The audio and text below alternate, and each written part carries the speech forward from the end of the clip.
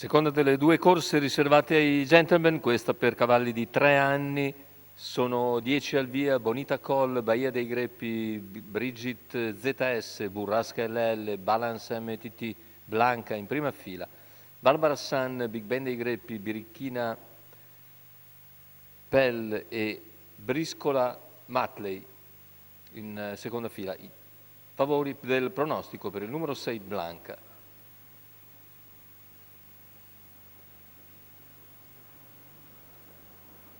Partiti con la velocità iniziale di Baia dei Greppi e Brigit ZS che sono comunque attaccate al largo da Burrasca LL.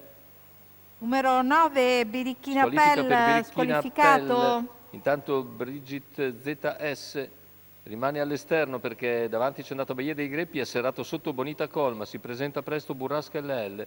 Dopo 200 metri in 15,8. Baia in vantaggio nei confronti di Burrasca LL all'esterno, lungo la corda c'è Bonita Coll. Numero 6, Blanca, squalificato. La squalifica intanto per Blanca, che aveva chiuso favorita. 400 metri in 31,7 con Baia dei Greppi che replica l'attacco di Burrasca LL. I due vanno in coppia dopo 500 metri di gara. Si trascinano Brigit ZS. Lungo la corda rimane Bonita Coll, intanto 48,5 per i 600, si è adeguato all'esterno ora Burrasca LL, ha in schiena sempre Brigit ZS, poi al largo anche Big Ben dei Greppi, chiude la fila esterna Briscola Matley che copre Balance MTT lungo la corda, che segue in quarta posizione. Intanto cavalli sulla penultima piegata, sempre condotti da Baia dei Greppi. Burrasca LL all'esterno, chilometro che se ne va tranquillo in 1,27. Al largo anche Brigit lungo la corda, Bonita Coll, poi Barbara Sun. Cavalli a 500 dalla conclusione, sempre in vantaggio Baia dei Greppi che ora accelera sotto la pressione di Burrasca LL. Le due seguite sempre dalla coppia Bonita Coll e Brigit ZS.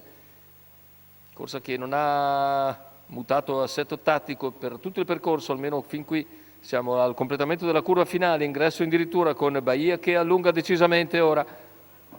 Prende vantaggio Baia dei Greppi, cala invece Burrasca LL, può sprintare Bonita Coll. Bonita Coll va all'attacco di Baia dei Greppi e sul palo la passa di precisione, mentre al terzo finisce Barbara Sun. 1,18,9 il successo per Bonita Coll. Stefano Paladini per il training di Riccardo Pezzatini. Andiamo a rivedere le fasi finali. Baia dei Greppi conduce fino a pochi metri dal palo dove è pizzicata da Bonita Coll che, vedete, si afferma di una testa, mentre al terzo chiude bene a centropista Barbara Sun dopo il calo di Burrasca LL. La quota di 7,19 per Bonita Coll, Stefano Paladini.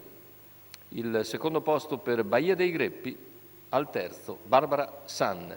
1-2-7, l'ordine d'arrivo della quarta arcoveggio.